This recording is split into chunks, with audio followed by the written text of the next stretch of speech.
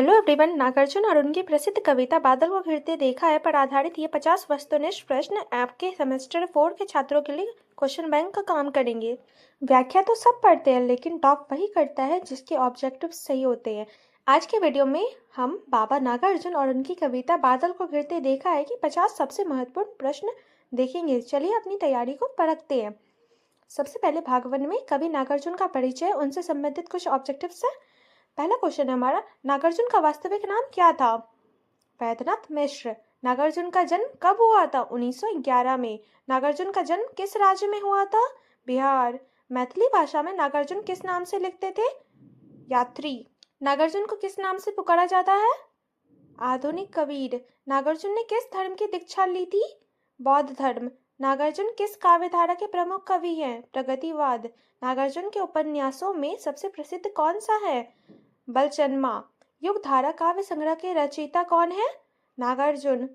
नागार्जुन को जन कवि क्यों कहा जाता है? उनकी कविता आम आदमी की आवाज है, इसलिए कहा जाता है उन्हें जन कवि। स्टूडेंट्स, नागार्जुन के बारे में यह याद रखना बहुत जरूरी है कि वे श्रीलंका जाकर बौद्ध भिक्षु बने थे, इसलिए उनके नाम में नागार्जुन शब्द आया। भाग 2 में हम कविता बादल को घिरते देखा है से रिलेटेड ऑब्जेक्टिव्स पढ़ेंगे। सबसे पहला प्रश्न हमारा, बादल को घिरते देखा है कविता का मुख्य परिवेश क्या है? हिमालय। अम्ल धवलगिरी का क्या अर्थ है? स्वच्छ सफेद पर्वत। कवि ने बादलों को कहाँ गिरते देखा है? शिखरों के ऊपर। तुहिन कणों की तुलना किससे की गई है? मोतियों से। ओस की बूंदें यानी तुहिन कण कहाँ गिर रही हैं? स्वर्णिम कमलों पर। तुंग शब्द का क्या अर्थ है? ऊंचा। मानसरोवर की झीलों में हंस क्या खोजते हैं? तिक्त मधुर विस्तंतु। हंस कहाँ से उड़कर हिमालय आते हैं? समतल देशों से। चकवा चकई को किस काल का अभिशाप मिला है? निशा काल यानी रात का।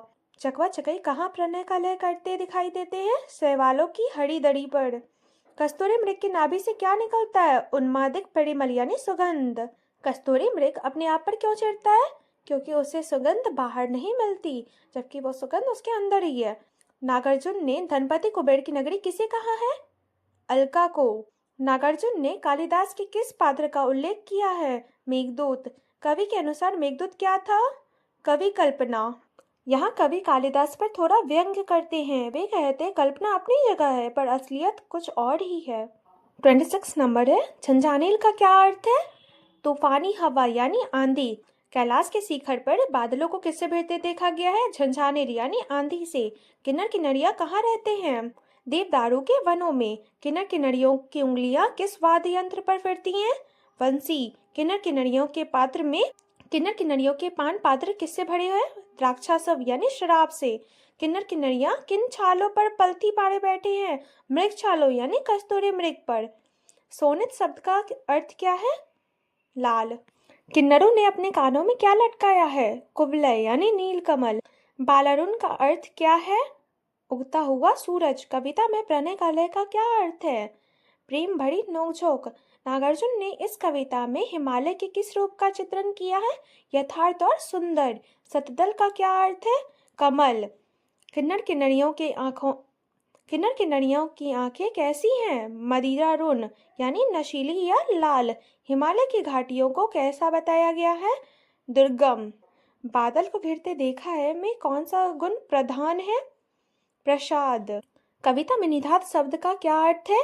गर्मी। विस्तंतु का संबंध किससे है? कमल की जड़। नागार्जुन की यह कविता किस वाद के करीब है? यथार्थवाद। ग्रेजुएशन लेवल पर यथार्थवाद शब्द बहुत कीमती है। नागार्जुन ने जो देखा वही लिखा, बिना किसी बनावट के। हमारा 44वां प्रश्न है, कविता में स्वर्णाभ शिखर का क्या अर्थ है? सोने की आभा वाली। शंख सरी के सुगर गले में कौन सा अलंकार है? उपमा। नागार्जुन को किन का कवि भी कहा जाता है? यह सत्य है या असत्य? असत्य, क्योंकि केदारनाथ अग्रवाल को कहा जाता है। मैंने आपको बताया था ना पिछले वीडियो में। किन्नर किन्नरियों ने वेणी यानी चोटी में क्या सजाया है? लाल कमल। परिमल शब्द का पर्यायवाची क्या है? सुगंध। यह कविता नागार्जुन के किस अनुभव को दर्शाती है? हिमालय की घुमक्कड़ी। बादल को घिरते देखा है कि भाषा कैसी है? संस्कृत निष्ठ खड़ी बोली। तो ये थे नागार्जुन और उनकी कविता के 50 सबसे महत्वपूर्ण सवाल। अगर आपने इन्हें याद कर लिया तो एग्जाम में ऑब्जेक्टिव की चिंता छोड़ दीजिएगा। इसका पीडीएफ चाहिए तो कमेंट करें। अगले वीडियो में हम अपने नेक्स्ट टॉपिक पर चलेंगे। अगर वीडियो अच्छी लगे then like share and subscribe. Study with smile.